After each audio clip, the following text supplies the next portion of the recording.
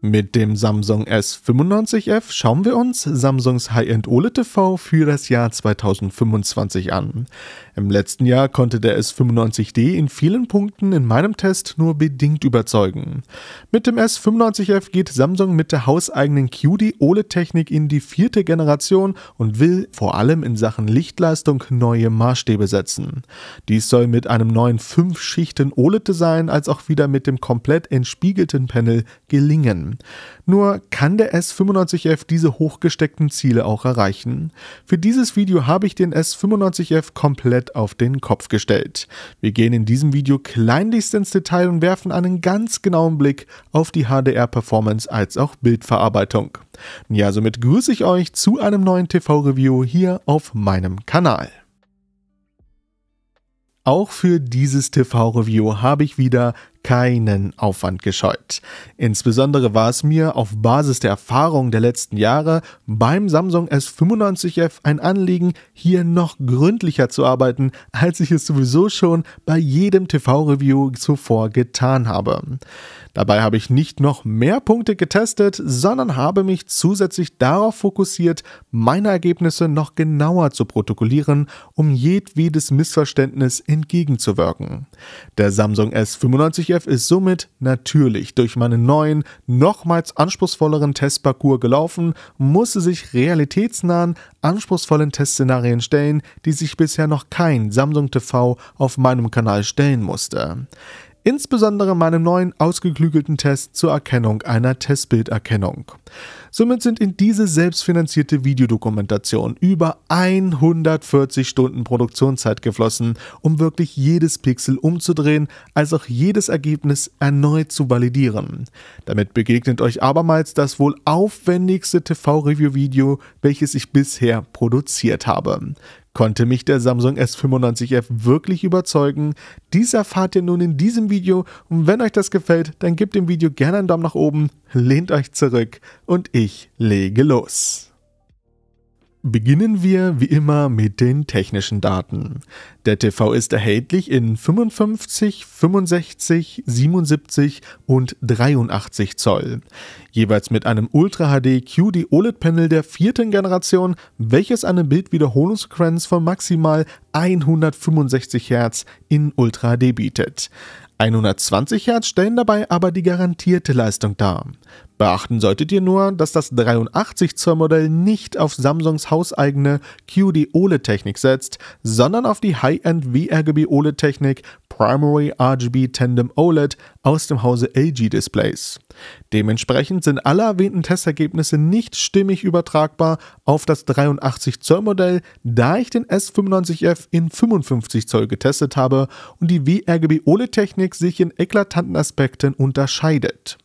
Garniert wird das Ganze mit 4 HDMI 2.1 Anschlüssen, um Ultra HD mit bis zu 165 Hz auch einspeisen zu können. Die 165 Hz werden abgerundet durch eine FreeSync Premium Pro sowie VRR-Unterstützung. Prozessorseitig verbaut Samsung den Neural Quantum 4K AI-Prozessor der 3. Generation, welcher vor allem durch AI-gestützte Algorithmen dem Bild ordentlich Beine machen soll. Darüber hinaus bietet der S95F HDR10 Plus Adaptive, HDR10 und natürlich HLG. Dinge wie Dolby Vision wird beim S95F wieder vergeblich gesucht. Softwareseitig kommt selbstverständlich Samsungs Tizen OS in der Version 9.0 M2 zum Einsatz, welche aber auf die Smart Hub 2025 Oberfläche setzt. Machen wir weiter mit der Verarbeitung, beziehungsweise bisher haben wir uns in diesem Kapitel meiner Review-Videos um das Thema Verarbeitung gekümmert.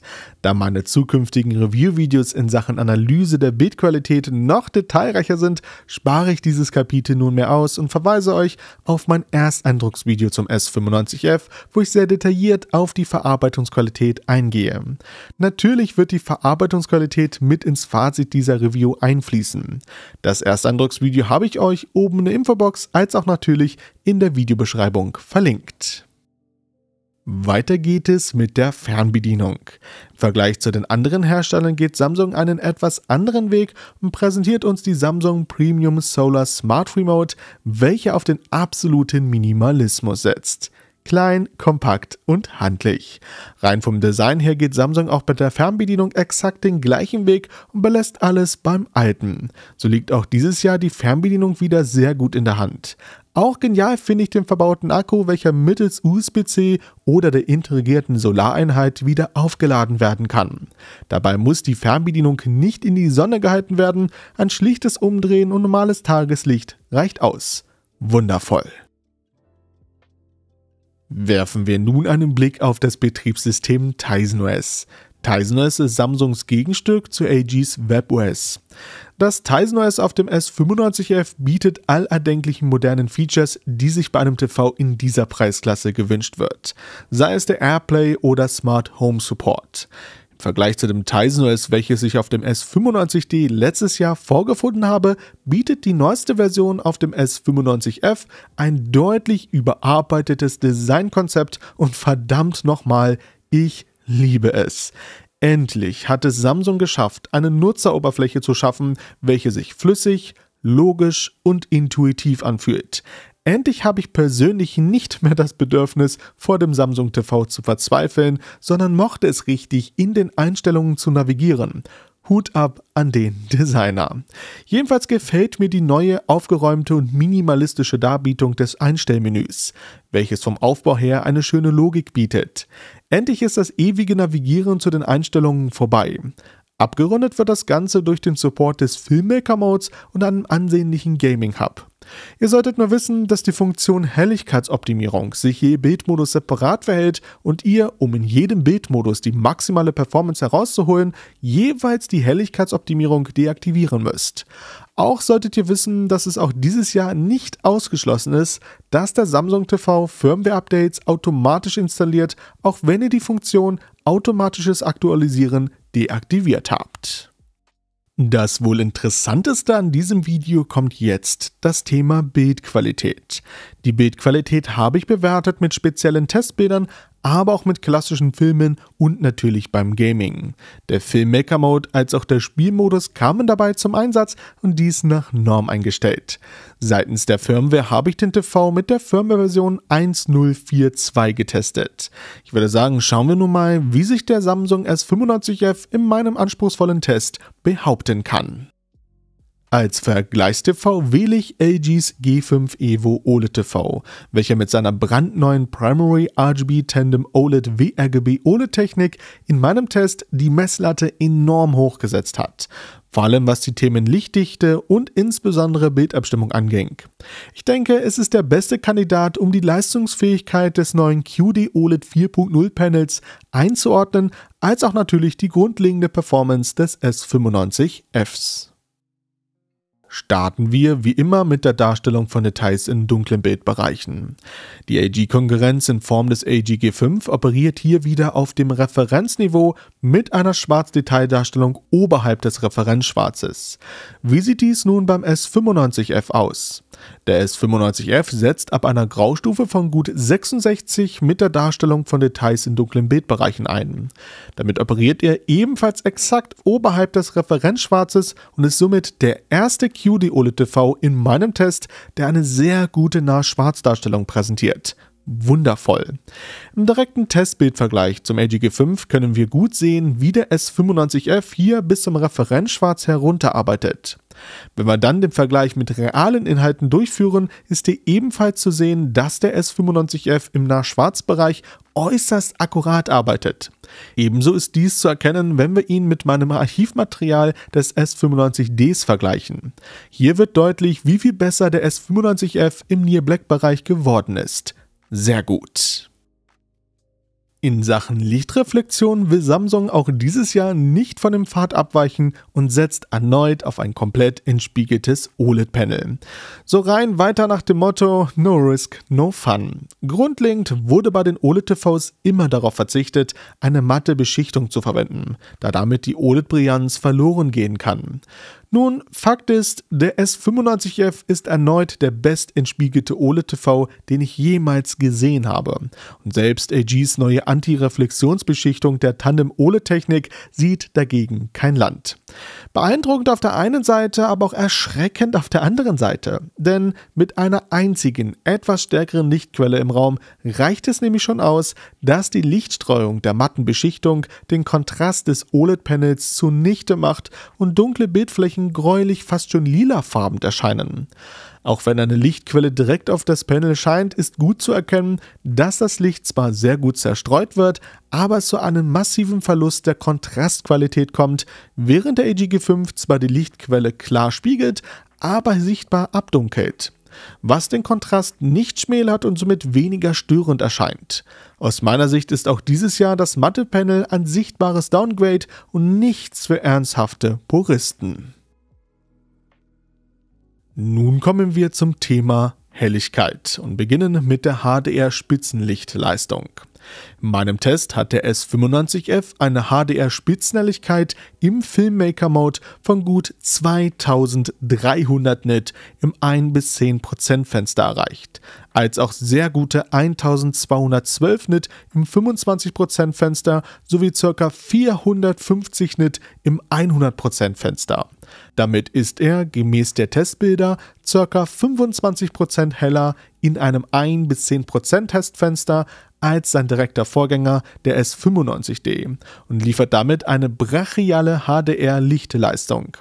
Insbesondere gefallen hat mir hier die ca. 1200 Nit im 25% Fenster, welches ihm auch bei großflächigen HDR-Lichtbereichen mehr Kontrast ermöglicht und den Auto Brightness Limiter nicht so aggressiv wirken lässt. Vor allem bei HDR-Inhalten, die sich um die 1000 Nit bewegen. Im Vergleich zum LG G5 ist er in diesem Testszenario ca. 11% dunkler, welcher hier in meinem Test auf einen Wert von ca. 2591 Nit im 10% Fenster kam. Dafür lieferte der G5 im 25% Fenster ebenfalls in Anführungsstrichen nur 1219 Nit. Jetzt müssen wir natürlich schauen, was liefert der S95F in meinem bekannten Realbild-Szenario-Test. Ja, und hier begegnete mir erneut die gleiche Problematik, welche ich schon seit Tag 1 der QD-OLED-Technik immer und immer wieder feststelle. Eine deutlich geringere Performance als im 10% Testfenster. So liefert der S95F in meinem Realbild-Szenario-Test einen Wert von ca. 1963 Nit.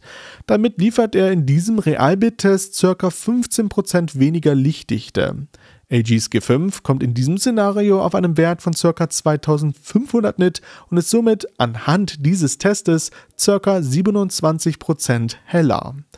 Im Vergleich zum S95D kann der S95F aber hier eine Leistungssteigerung von ca. 78% verbuchen, denn dieser lieferte hier nur magere 1100 Nit. Damit lässt sich schon sagen, dass sich die Lichtperformance drastisch verbessert hat. Im späteren Teil des Videos werden wir genauer analysieren, warum der S95F sich so verhält und ob es sich hier gegebenenfalls um eine Testbilderkennung handeln könnte. Da auch der S95D letztes Jahr eine ähnliche Problematik vorwies und sich viele Zuschauer gewünscht haben, dass ich die Realbildlichtleistung auch mit echtem Filmmaterial analysiere, habe ich dies nun bei meinem S95F-Test berücksichtigt.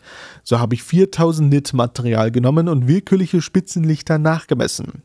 Ja, auch hier das gleiche ernüchternde Ergebnis. So kommt der S95F auf einen Wert von ca. 1650 bis maximal 1830 Nit, was somit deckungsgleich und tatsächlich noch etwas weniger Performance darstellt als in meinem Test mit dem erprobten Realbild. Ja, und das bedeutet nichts anderes, als dass der S95F realistisch maximal 2000 Nit hell werden kann und nicht 2300 oder gar höher. Wenn ich dann die gleiche Filmszene an meinem LG G5 nachmesse, kommt dieser hier auf einen Wert von stabilen 2100 Nit. Dazu müssen wir sogar fairerweise sagen, dass mein Realbildtest weniger anspruchsvoll ist als diese Filmszene, da der Hintergrund meines Realbildes um die Lichtquelle herum dunkel ist. womit natürlich auch der AG-G5 hier bei dieser Filmszene nicht seine 2500 Nit erreichen kann, die er in meinem Realbildtest erreicht, ist dabei aber ca. 15% heller und wird konsequenterweise bei einer Filmszene mit dunklem Hintergrund mehr Performance ausspielen können, was dem S95F anhand meines Realbildes nicht möglich sein wird. Mit diesem Wissen sollten wir nun genauer herausfinden, ob mich der S95F hier nicht im wahrsten Sinne des Wortes blenden möchte. Dafür habe ich meine neuen Tests zur Erkennung einer Schummelsoftware aka Testbilderkennung angewandt. Der S95F musste 5 Minuten lang ein 10% HDR-Testbild im Filmmaker-Mode darstellen.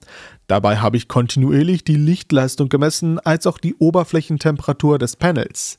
Der Test gilt als erfolgreich, wenn der TV nach 1 Minute und 30 Sekunden weiterhin die gleiche Lichtleistung darstellt, als auch eine Oberflächentemperatur von unter 70 Grad Celsius aufweist. Kurz zur Erklärung, warum ich mich hier für 70 Grad Celsius entschieden habe und nicht ebenfalls für 80 Grad Celsius wie beim AG-G5. Nun, die QD-OLED und WRGB-OLED-Technik sind strukturell im physikalischen Aufbau deutlich verschieden. Während beim G5 das Licht quasi direkt hinter der Displayscheibe entsteht, entsteht das Licht beim S95F weiter tiefer im Gerät, da das OLED-Panel als Hintergrundbeleuchtung ähnlich wie bei einem Mini-LED-TV fungiert. Dementsprechend entsteht auch die Wärme tiefer im Gerät, womit weniger Wärme an die Paneloberfläche gelangen kann, und das ist nun mal auch die Wärme, die ich nachmessen kann. Somit muss ich den Wert etwas nach unten korrigieren, um einen fairen Vergleich durchführen zu können, da die interne Wärme des Gerätes proportional höher ausfällt. Okay, schauen wir nun mal, ob der S95F uns hier hinters Licht führen möchte. Joa, was soll ich sagen? Mein Testbilderkennungstest hat ergeben, dass der S95F, mal wieder ein kurioses Verhalten an den Tag legt. So können wir sehr gut sehen, dass er bereits nach 10 Sekunden beginnt, an Lichtleistung zu verlieren und die ca. 2000 Nit nur für 40 Sekunden halten kann und dann rapide an Performance verliert, bis er bei 1 Minute und 10 Sekunden sich bei um die 1100 Nit stabilisiert und diese erwartungsgemäß hält, als auch dann langsam und verständlicherweise Schritt für Schritt dunkler wird, aufgrund des Auto-Static Brightness Limiters. Das ist ein eindeutiger Hinweis darauf, dass der S95F hier wohl mit einer Erkennung eines Testbildes arbeitet, um bessere Testergebnisse zu erreichen, als er realistisch liefern kann, was das Verhalten bei meiner Realbildlichtmessung deutlich untermauert. Besonders an der Temperaturentwicklung ist zu sehen, dass der S95F in den ersten 50 Sekunden extrem die Lichtausgabe boostet. Ein Temperaturanstieg von 30 Grad Celsius in 40 Sekunden kommt fast dem Erhitzen vom Wasser in einem Wasserkocher gleich und völlig untypisch für einen Fernseher. Jedenfalls nach den 5 Minuten, als ich dann mit einem Tastendruck auf der Fernbedienung das mittels des Auto-Static Brightness Limiters abgedunkelte Panel wieder wach machte, kam der S95F nur noch auf einen Wert von ca. 1146 Nit bei einer soliden Temperatur von 58 Grad Celsius Paneloberfläche. Daran ist zu erkennen, dass dem S95F intern im Gerät noch deutlich wärmer war und er nicht mehr in der Lage war, eine annähernde Lichtperformance zu generieren. Das, Freunde, sieht nach einer Testbilderkennung aus. Nun, ich bin ganz ehrlich, das ist noch nicht das Ende der Fahnenstange. Machen wir weiter mit meinen Messwerten der Lichtleistung im Dynamisch-Bildmodus, sprich im maximalen Kaltweiß-Bildmodus, und das in diesem Fall mit den Werkseinstellungen. Hier kommt der S95F in einem 1% Fenster auf einen Wert von unglaublichen 4051 Nit. 4051 Nit. Das ist der absolute Wahnsinn. Zeitgleich können wir aber sehen, dass der S95F in diesem Bildmodus bei den anderen Fenstergrößen deutlich absackt und hier auf miserable Werte kommt im Vergleich zum Filmmaker-Mode. Ich meine, ca. 1135 Nit im 10% Fenster ist auf dem Niveau des Samsung S95Bs oder AG-G2s aus dem Jahr 2022 und wird hier von einem AG-C5 überboten. Allein die 222 Nit im 100% Fenster Fenster lassen mich erschaudern. Auch hier zeigt sich, dass der S95F nicht die Lichtperformance liefern kann, die sich hier gegebenenfalls gewünscht wird. Die 4000 Nit im 1% Fenster sind natürlich erstaunlich, aber auch hier schwingt ein gewisser Unterton mit. Denn diese 4000 Nit kann der S95F nur maximal 8 Sekunden halten, danach fällt er rapide in der Performance ab und ist nach ca. 30 Sekunden bereits bei einem Wert von unter 1500 Nit. Theoretisch betrachtet könnte es dem S95F möglich sein, im Dynamisch-Modus bei sehr ausgewählten Filminhalten kurz sehr helle Lichtspitzen zu erreichen. Wobei ich mir hier nicht sicher bin aufgrund meines Testes zur Erkennung einer Testbilderkennung. Denn im Realbild-Szenario liefert der S95F im Dynamisch-Bildmodus nämlich nur um die 1300 Nit. Jetzt werfen wir noch einen Blick auf die HDR-Spitzenhelligkeit des Spielmodus. Und hier liefert er ähnliche Werte wie im Filmmaker-Mode. So kommt er hier im 1-10% Fenster auf ca. 2300 Nit, als auch auf ca. 1200 Nit im 25% sowie ca. 450 Nit im 100% Fenster, was ebenfalls anhand dieser Messwerte eine exzellente Lichtperformance für einen OLED-TV darstellt. Aber auch hier möchte ich euch eine Realbildmessung natürlich nicht vorenthalten. Und diese habe ich in Horizon Forbidden West im HGIG-Modus nachgeprüft. Auch hier sehen wir, dass der S95F die bekannten 1900 Nit nicht überschreiten kann. Als auch, wenn sich an der Xbox Series X die eingestellte Lichtdichte angezeigt wird, die mit der HDR-Kalibrierung festgelegt wird, ist zu sehen, dass auch diese Konsole auf eine Einstellung von 1850 Nit kommt. Das ist somit deckungsgleich mit meinem Realbildtest im Filmmaker-Mode. Als Referenz, der LG G5 kommt im gleichen Szenario bei Horizon Forbidden West auf ca. 2300 Nit, was seiner maximalen Lichtdichte im Spielmodus mit aktivem HGG entspricht. Ich denke, dass der Spielmodus nun eindeutig zeigt, wo das Limit des S95F liegt, bei ca. 1900 Nit. Ach ja, wenn euch das Video bis hierhin gefällt und ihr meinen selbstfinanzierten Kanal kostenlos unterstützen wollt, dann vergesst nicht, dem Video einen Daumen nach oben zu geben, das Video zu teilen und einen kleinen oder großen Kommentar zu hinterlassen. Das bringt diesem Projekt ungemein viel und ich danke euch auf jeden Fall für eure Unterstützung. Was heißt das jetzt unter dem Strich? Unter dem Strich bedeutet das, dass der S95F eine maximale HDR-Spitzenlichtleistung von ca. 1900 Nit erreichen kann, welche in den feinen HDR-Highlights zu erwarten ist.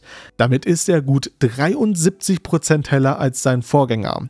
73%, das nenne ich mal eine signifikante Verbesserung und somit stellt er sich über alle High-End-TVs aus dem letzten Jahr und gehört zu den hellsten OLED-TVs am Markt und ist dank der QD-OLED-Technik in Sachen HDR-Farbleuchtintensität sowieso Vorreiter.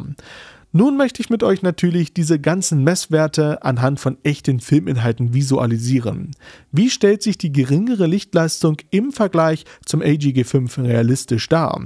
Dafür habe ich für euch wieder meine HLG HDR-Aufnahmen angefertigt, sodass ihr den Lichtunterschied in einem SDR-YouTube-Video allumfassend erkennen könnt. Nun, Fakt ist, wenn der S95F HDR-Inhalte mit einer maximalen Lichtdichte von bis zu 1800 Nit darstellen soll, dass er diese Lichtdichte auch entsprechend abbildet. Was auch bedeutet, dass er natürlich aktuell gängige HDR-Inhalte, die mit bis zu 1000 Nit gemastert sind, mit einer Brillanz darstellt, die nur mit einem OLED-TV möglich sind. Dennoch ist selbst bei so einem Material schnell sichtbar, dass ein aggressiver Auto-Brightness-Limiter eingreift, sollte die Lichtfläche zu groß werden. Und wir sprechen hier von Filmmaterial mit maximal 1000 Nit. Das können wir im direkten Vergleich mit dem G5 gut erkennen. Auch wenn wir hier fairerweise sagen müssen, dass dies mit dem bloßen Auge bei normaler Geschwindigkeit nicht störend auffällt, da wir uns hier aber im High-End-Sektor bewegen, ist dies natürlich zu erwähnen. Spannend wird es, wenn wir den S95F dann mit dem G5 vergleichen und beide mit 4000 Nit Material füttern. Ja, und da muss gesagt werden, dass der S95F hier eine sehr ordentliche Performance an den Tag legt. Ich meine, wir reden hier von fast 2000 Nit OLED HDR Lichtperformance. Das entspricht einem Kontrast von fast 4000 Nit eines High-End Mini-LED-TVs. Das dürfen wir nicht vergessen und müssen wir uns auf der Zunge zergehen lassen. Auch wenn der S95F hier nicht an den LG G5 herankommt, bewegen wir uns hier dennoch auf einem performanten Niveau.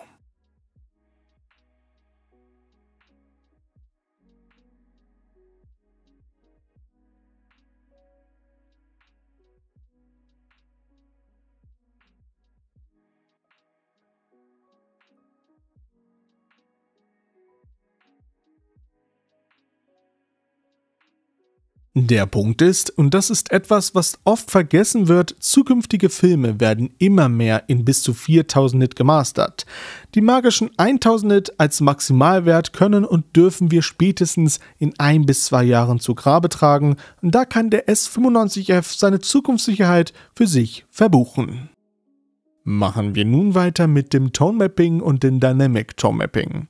Nun, das generelle Tone Mapping, sprich das EOTF-Verhalten des S95F, ist erwartungsgemäß, nachdem wir die ganze Misere mit den Testbildern festgestellt haben.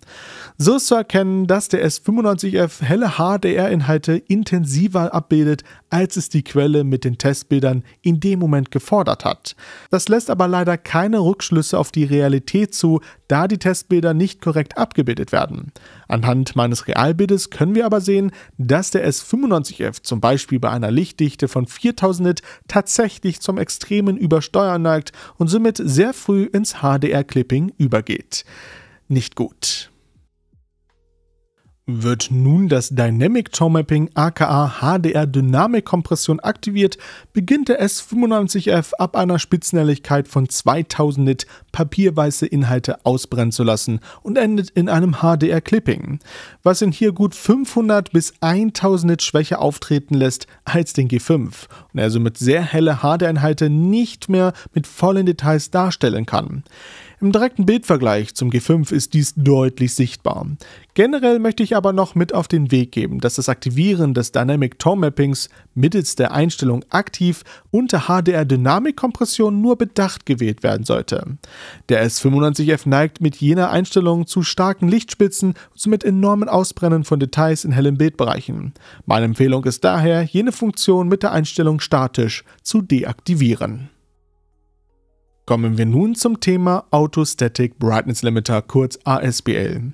Was sich technisch dahinter verbirgt, habe ich für euch in ein separatem Tech-Wissen-Video verpackt, welches ich euch oben in der Infobox verlinkt habe. Ich denke, wir können das Thema recht kurz abhandeln. Der ASBL greift dieses Jahr endlich nicht mehr negativ ins Bild ein und somit werden komplizierte HDR-Inhalte ohne großen Kontrastwechsel nicht mehr willkürlich abgedunkelt. Sehr gut.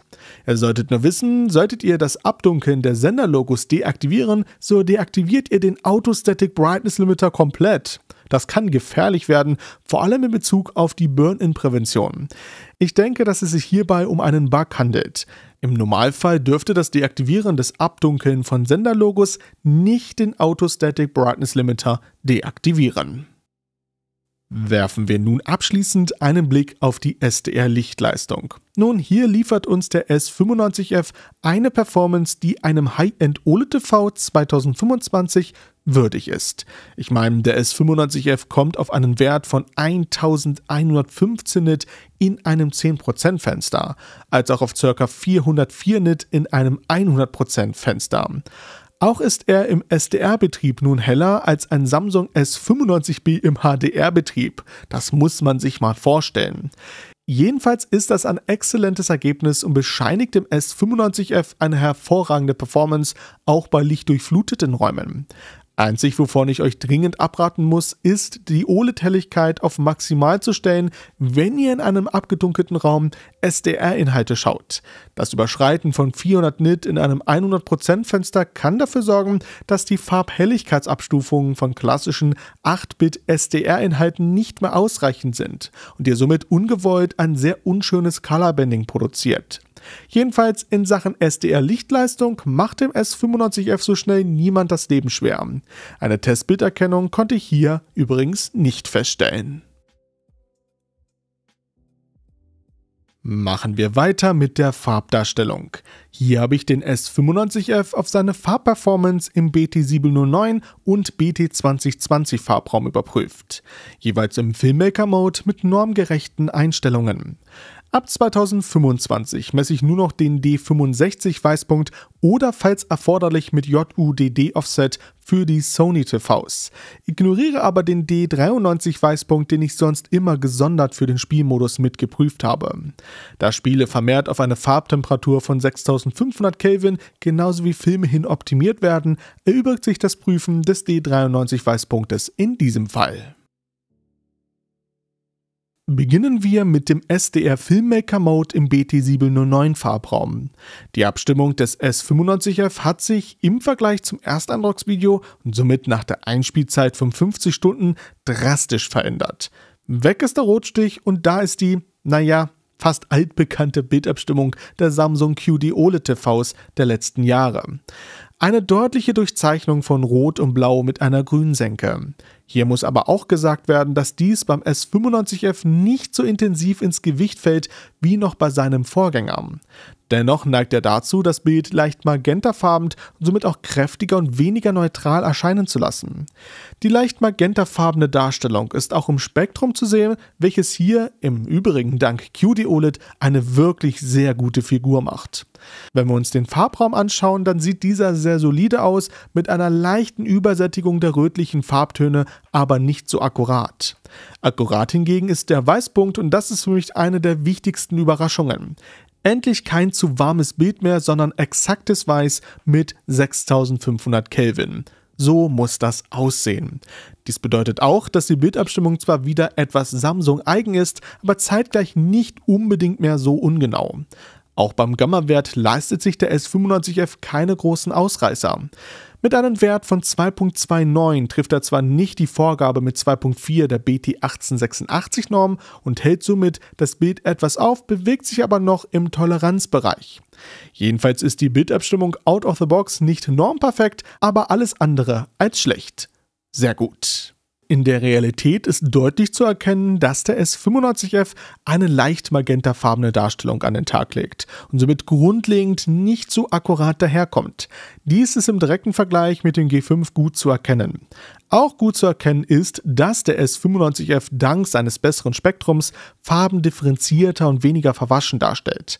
Auch schön finde ich, dass der S95F nicht zu einer übertriebenen Farbsättigung neigt, welches sonst Samsung typisch war. Wer dies aber möchte, kann in den Einstellungen mittels der Funktion Color Booster Pro seinen S95F zu einem S95B in Sachen Farbsättigung downgraden. Des Weiteren ist es im SDR-Modus möglich, die Funktion HDR Remastering zu aktivieren. Eine Funktion, welche Bildelemente erkennt und sie versucht, im Kontrast von dem Rest des Bildes logisch zu separieren. Zeitgleich wird die Farbsättigung nach oben angepasst. Das Bild bekommt dadurch einen sehr künstlichen und unnatürlichen Look. Von der Nutzung ist dringend abzuraten. Weiter geht es im HDR Filmmaker Mode mit dem erweiterten Farbraum BT2020. Nun auch hier präsentiert der S95F eine ähnliche Bildabstimmung wie im SDR Filmmaker Mode. Sprich auch wieder leicht magentafarben durchzeichnet. Spannend ist hier nur zu sehen, dass er wie seine Vorgänger ab einem Graulevel von 80% das Blau stark boostet. Dies ist auf die Testbilderkennung zurückzuführen, welche ab dem Punkt mit mehr Blau mehr Licht emittiert, wodurch natürlich der Blauanstieg ignoriert werden darf und sich die blaue Linie einfach fortlaufend vorgestellt werden sollte. Jedenfalls präsentiert uns der S95F eine brachiale Abdeckung des DCI-P3 Farbraumes, welche er mit 100% abdeckt. Sehr gut. In puncto Farbtemperatur trifft der S95F auch im HDR Filmmaker Mode die perfekten 6500 Kelvin. Den leicht magentafarbenen Stich können wir auch wieder im direkten Vergleich zum G5 erkennen. Der G5 arbeitet hier in Sachen Bildabstimmung auf einem sehr genauen Niveau, wohingegen der S95F seine eigene Philosophie verfolgt und somit weniger puristisch ist. Eine Tatsache, die dem S95F aber niemand nehmen kann, ist, die bessere Farbleuchtintensität, vor allem in sehr dunklen Farbtönen. So kann der S95F im Vergleich zum G5 die Farbsättigung weiterhin konstant halten und liefert somit einen besseren HDR-Farbkontrast in sehr dunklen Bildinhalten. Dank der QD-OLED-Technik muss sich der S95F in Sachen Farbvolumen keine Sorgen machen. So liefert er im DCI-P3-Farbraum ein exzellentes Farbvolumen ab und kommt bei mir im Test auf einen Wert von 105%. Jetzt müssen wir uns natürlich noch den Spielmodus anschauen. Der Spielmodus ist im BT709 SDR-Modus auch auf dem gleichen Niveau wie der SDR Filmmaker Mode. Magentafarbener Farbstich, sehr guter Farbraum, perfektes Weiß nach D65, als auch einen soliden Gamma-Wert mit 2.21, was fürs Gaming nicht unbedingt verkehrt ist. Im HDR-Spielmodus möchte ich doch es recht kurz halten. Auch hier das exakt gleiche Verhalten wie im HDR Filmmaker Mode. Abschließend müssen wir uns natürlich noch das Colorbanding anschauen. Wie zu erwarten, liefert uns der Samsung S95F keinerlei Farbhelligkeitsabstufung und somit kein Colorbanding. Dafür weist die QD-OLED-Technik auch im Jahr 2025 weiterhin die ziemlich unschönen Farbsäume auf. Dies lässt das Bild unter Umständen etwas unruhiger und gröber aussehen, vor allem beim Betrieb als PC-Monitor. Nun, in puncto Farbdarstellung präsentiert uns Samsung hier durchaus ein gelungenes Gesamtpaket, welches das ein oder andere Schmankerl mit sich bringt. Fakt ist, die erneute leicht magentafarbene Bildabstimmung ist für mich auch dieses Jahr wieder ein Dorn im Auge, fällt aber bei weitem nicht so ausgeprägt ins Gewicht wie noch beim S95D. Dennoch ist der S95F damit weit von einem Referenzstatus entfernt. Jedoch liefert der S95F mit einer sehr genauen Abstimmung nach D65 eine exzellente Weißabbildung. Gepaart mit der großen Farbraumabdeckung und mit dem sehr guten Spektrum könnte der S95F mit einer manuellen Kalibrierung ein Bild auf Referenzniveau präsentieren. Aber ihr solltet auch wissen, dass in meinem Test eine perfekte Kalibrierung nicht möglich war. Samsungs eigene Bildoptimierung greift zu sehr ein, wodurch der S95F auch kalibriert immer sein eigenes Süppchen kochen möchte und dann natürlich auch wird. Bevor es weitergeht, habe ich eine Kleinigkeit in eigener Sache. Wie ihr ja wisst, realisiere ich 99,9% aller Tests hier auf dem Kanal aus eigener Finanzierung. Um unabhängig zu bleiben, aber auch möchte ich in Zukunft, dass TechTracks HD ein Kanal für Inhalte bleibt und nicht für In-Video-Werbung. Das ist für mich ein sehr, sehr, sehr wichtiges Anliegen. Um dies sicherzustellen, kalkuliere ich Jahr für Jahr das Budget, was echt eine Herausforderung ist. Wenn ihr mich dabei unterstützen möchtet, dass die freie, unabhängige und auch werbefreie Art meines Kanals bestehen bleibt, dann habt ihr die Möglichkeit, dies über meine Kaffeekasse in der Videobeschreibung. Darüber könnt ihr dem Projekt TechTracks HD ein kleines Trinkgeld hinterlassen und das Tolle daran ist, ihr braucht dafür nicht mal einen Account oder eine Anmeldung. Jeder Taler in der Kaffeekasse bringt uns dem Ziel ein Stück näher und sichert das Fortbestehen dieses, doch recht intensiven Projektes. Ich möchte auf jeden Fall jetzt schon mal Danke an alle sagen, die mich bis hierhin unterstützt haben und mich auch in Zukunft unterstützen möchten. Ich danke euch. Okay, nun aber weiter mit dem Test des Samsung S95F. Werfen wir nun einen Blick auf den Upscaler und hier bewegt er sich auf dem Level des S95D. Ich konnte keine Verbesserung am Upscaling feststellen, was so gesehen keine schlechte Nachricht ist, da der S95D letztes Jahr schon sehr gut performt hat. Wer sich nun erhofft hat, dass sich Probleme wie Microblocking reduziert haben, den muss ich leider enttäuschen. Im Vergleich zum Sony A95L oder LG G5 fällt der S95F leider merklich ab. Kommen wir nun zur Zwischenbildberechnung. Was eine Zwischenbildberechnung ist, habe ich euch in einem separaten Tech-Wissen-Video verpackt, welches ebenfalls oben in der Infobox verlinkt ist. Die Zwischenbildberechnung des S95F ist als gut zu bezeichnen. Bei einem Quellmaterial von 24 Bildern pro Sekunde, was einer klassischen Filmwiedergabe entspricht, schafft der S95F eine fast allglatte Darstellung zu produzieren. Nur in besonders schwierigen Situationen zerreißt die Bilddarstellung etwas und bewegt sich etwas unterhalb seines Vorgängers. Hier bewegt er sich ungefähr auf dem Niveau des G2 von LG. Der S95F produziert noch etwas weniger Artefakte als der G2 und hängt somit den C5 und G5 ab. Eine Verbesserung im Vergleich zum S95D konnte ich aber nicht feststellen. Machen wir weiter mit einem Thema, welches bei OLED-TVs ebenso brisant ist wie ärgerlich. Die Rede ist von vertikalem Banding. Vertikales Banding ist in der Vergangenheit vor allem bei OLED-TVs immer und immer wieder aufgetreten. An meinem S95F konnte ich leichtes bis kein vertikales Banding ausmachen. Auch dieses Jahr ist an Samsung das Thema Gaming natürlich nicht vorbeigegangen. So bietet auch der S95F HDMI 2.1 mit dem Support für VRR, AMD FreeSync Premium, dem Auto Low Latency Mode und 4K mit bis zu 165 Hz. Damit bewegt sich der S95F ebenfalls ganz oben auf der Gaming-TV-Skala. Da er von sich aus schon kein Dolby Vision unterstützt, muss er natürlich an der Dolby Vision Gaming Front gleich zu Beginn an mit ordentlich Punktabzug leben. Dolby Vision ist ein etablierter Standard und er gehört einfach zum guten Ton. Dennoch bietet auch der S95F einen eigenen Spielmodus mit einer Art Dashboard, um das Maximum beim Gaming herauszuholen. Nur, wie kann er seine Performance im HDR Gaming ausspielen? Das klären wir nun. Nun, Fakt ist, auch wenn wir im Kapitel HDR-Helligkeit festgestellt haben, dass der S95F nicht die Lichtdichte realistisch erreichen kann, welche im Testbild-Szenario suggeriert wird, präsentiert uns der TV hier eine hervorragende Performance und muss sich so gut wie gar nicht hinter dem G5 von AG verstecken. Hier liefert er ein HDR-Gaming-Bild auf High-End-Niveau, welches ihr zur Sekunde anhand meiner HDR-HLG-Aufnahmen bestaunen könnt. Der G5 von AG kann zwar dank seiner höheren Netto-Lichtleistung und auch besseren Bildabstimmung ein in sich performanteres HDR-Gaming-Bild zaubern, aber der S95F ist nicht unbedingt weit abgeschlagen.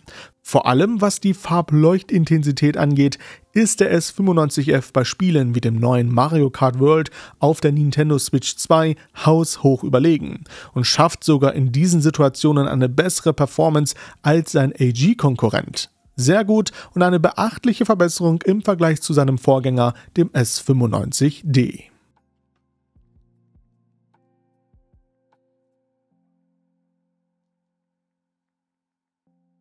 Werfen wir nun noch kurz einen Blick auf das bekannte VRR-Gamma-Flimmern. Nun, ich bin ganz ehrlich mit euch, wie sollte es auch hier wieder anders sein? Auch beim S95F musste ich das leidige VRR-Gamma-Flimmern feststellen. Das sogenannte VRR-Gamma-Flimmern tritt bei Spielsignalen in Ultra HD über 90 Hz auf, welche hier die Frequenz zwischen 90 bis 120 Hz mittels der VRR regeln. Da kommt es dann quasi zu einem Verdrehen der Gamma-Werte der Einzelbilder, was dann in einem hellen Flimmern sichtbar wird. Kommen wir nun zum Sound des S95F. In Sachen Audioverarbeitung lehnt sich der S95F eher wieder an jene der Top-Neo-QLED-TVs an. Dabei setzt er ebenfalls auf die 6 Lautsprechertreiber, welche rückseitig montiert sind.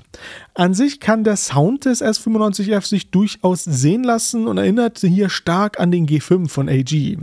Sehr räumlich mit einem guten Tiefgang, nur etwas hart in der Wiedergabe, da ist der LG erneut weicher. Bei höheren Lautstärken ist aber auch wieder festzustellen, dass die Rückwand des TVs mitvibriert und es bei tieferen Tönen zu Störgeräuschen kommt. Höhere Lautstärken ist sowieso so ein Thema, wirklich laut kann auch der S95F wieder nicht werden.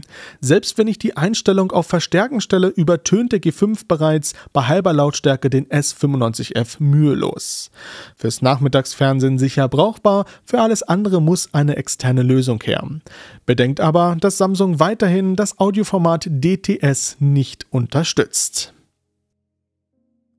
Meine TV-Reviews ab 2025 werden nun auch das Thema Leistungsaufnahme, sprich den Stromverbrauch behandeln. So verbraucht ein S95F in 55 Zoll mit einem 100% weißem SDR-Testbild um die 358 Watt. Bei meinem HDR-Realbildtest in 200 Nit um die 73 Watt, bei 1000 Nit sind es 114 Watt und bei maximaler Lichtdichte des Panels kommen wir auf 223 Watt. Bei einem 10% HDR-Testbild mit 4000 Nit Lichtdichte verbraucht der S95F um die 339 Watt, bei einem 100% HDR-Testbild sind es 358 Watt. Nun, der Stromverbrauch des S95F ist, um es gelinde auszudrücken, beachtlich hoch. Ich meine knapp 360 Watt im SDR-Betrieb bei maximaler Helligkeit und das für ein 55 Zoll Modell ist unglaublich viel. Dabei verbraucht er bis zu ca. 95% mehr Strom als der G5 von AG und das bei gleicher Lichtleistung beider Geräte. Das muss man sich mal vorstellen. Jedenfalls ist der S95F ein ordentlicher Stromfresser, welcher bei weitem nicht an die Energieeffizienz eines G5s von AG herankommt. Primary RGB Tandem OLED bleibt wohl weiterhin die effizienteste OLED-Technik am Markt. Fazit: Mit dem S95F haben wir das neue Top-OLED-Modell aus dem Hause Samsungs sehr ausführlich getestet. Jetzt stellt sich nur noch abschließend die Frage, wie ordnen wir den S95F ein? Nun, der S95F ist wohl der beste QD-OLED-TV, den ich bisher getestet habe. Und ich sehe ihn auch oberhalb des Sony A95L aus dem Jahr 2023. Was der S95D letztes Jahr bei weitem nicht geschafft hat. Zu sehr war der S95D vom Weg ab, dass er mit der QD-OLED-Referenz aus dem Hause Sonys mithalten konnte. Dies bedeutet, dass wir mit dem S95F ein TV-Gerät präsentiert bekommen, welches zumindest den Anschein macht, dass Samsung hier eine gewisse Ernsthaftigkeit in puncto Bildqualität anvisiert. Das ist für mich wohl die größte Überraschung dieses Testes. Ich meine, auch dieses Jahr präsentiert uns Samsung mit dem S95F in Sachen Verarbeitung ein TV-Gerät, welches der Preisklasse gerecht wird, auch wenn die erneut klappernde Kunststoffrückwand ein No-Go ist. Außer Acht sollte aber nicht gelassen werden, dass Samsung beachtliche Optimierung an der Benutzeroberfläche vollzogen hat, welches die Bedienung mit der spartanischen Fernbedienung nun endlich seit Jahren angenehmer macht und dies gepaart mit einer extrem guten Bedienperformance, wo LGs WebOS einfach keine Chance mehr gegen hat. Wunderbar. In Sachen HDR-Spitzenhelligkeit liefert uns der S95F eine Performance, welche sich als Oberklasse-Niveau ganz entspannt bezeichnen darf. Mit realistischen 1900 Nit gehört der S95F auch im Jahr 2025 zu den hellsten OLED-TVs am Markt. Auch wenn ich es erneut mehr als bedenklich finde, dass es offensichtlich den Anschein macht, dass mittels einer Testbildoptimierung bessere Testergebnisse erzielt werden sollen, als das Gerät in Realität beim Kunden leisten kann. Hier muss jeder für sich selbst entscheiden, ob er dies unterstützen möchte oder nicht. Jedenfalls rein technisch gesehen liefert der S95F eine sehr gute HDR-Performance ab, welche dank QD-OLED in Sachen Farbleuchtintensität einen Vorreiter darstellt. Bedauerlicherweise finde ich es jedoch erneut, dass auch dieses Jahr die Unterstützung für Dolby Vision vergeblich gesucht wird. Dolby Vision ist ein etablierter HDR-Standard, welcher in dieser TV-Klasse einfach dazugehört. Auch in puncto Bildabstimmung geht Samsung dieses Jahr einen deutlich ernsteren Weg als noch die letzten Jahre. So liefert der S95F zwar weiterhin keine Bilddarstellung auf Referenzniveau, jedoch muss hier klar dargestellt werden, dass der S95F der akkurateste Samsung QD OLED TV ist, den ich je getestet habe. Vor allem was die Farbtemperatur als auch die Near Black Leistung angeht, ist der S95F auf einem Top-Niveau. Seine magentafarbene Durchzeichnung als auch die fast unmögliche genaue Kalibrierung macht es dem S95F schwer als Gerät für Puristen durchzugehen oder es ist gar völlig ausgeschlossen. Hier wird der S95F einfach seiner Herstellervorgabe nicht nachgeben. Jetzt würde ich gerne die Eingangsfrage beantworten. Wie ordnen wir den S95F ein? Nun, Fakt ist, der S95F ist ein OLED-TV der Oberklasse und lässt alle High-End-OLED-TVs der letzten Jahre hinter sich. Selbst Sonys A95L. Jedoch war in meinem Test klar ersichtlich, dass er nicht an die Performance des G5 von LG herankommt. Dafür ist die Bildabstimmung zu ungenau, die Lichtleistung nicht ausreichend, als auch der Stromverbrauch exorbitant zu hoch. Ich meine, der S95F verbraucht eiskalt bis zu 95% mehr Strom bei gleicher Lichtleistung wie der G5 von LG. Auch wenn der S95F in puncto Zwischenbildberechnung, Bedienperformance als auch Flexibilität dank One Connect Box dem G5 hier überlegen ist. Somit sehe ich den S95F als einen OLED-TV an, der sehr ambitionierte Ziele hat und definitiv ein sehr leistungsfähiger und auch der beste Samsung OLED-TV ist. Dennoch mache ich mir da Sorgen, wenn ich etwas über den Tellerrand schaue. Hier blicke ich insbesondere in Richtung Sonys, welche mit ihrem Sony Bravia 8 II ebenfalls einen QD OLED-TV in der Pipeline haben, der mit sehr hoher Sicherheit den S95F aus dem Weg schieben wird. Sony hat die letzten Jahre mit dem A95K als auch dem A95L bewiesen, dass sie Samsungs QD OLED-Technik besser im Griff haben als Samsung selber, da sie einfach die Bildqualität im Fokus haben. Aus der Sicht der WRGB OLED-TVs bleibt LGs G5 das performantere Gerät, aber auch hier sehe ich schon den Z95B aus dem Hause Panasonics am Horizont, welche genau wie Sony mit der QD OLED-Technik bewiesen, dass sie LGs WRGB OLED-Technik ebenfalls besser im Griff haben. Sowohl für den Sony Bravia 8 II als auch für den Panasonic Z95B sind Tests hier auf meinem Kanal in Planung.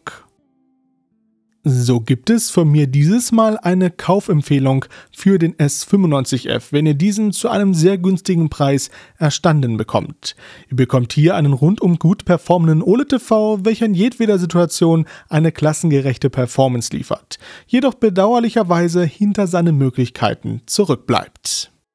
Ja, und mit diesen Worten möchte ich nun mein Review-Video zum Samsung S95F TV abschließen. Wenn ihr Fragen habt, dann zögert nicht und schreibt mir diese gerne in den Kommentarbereich.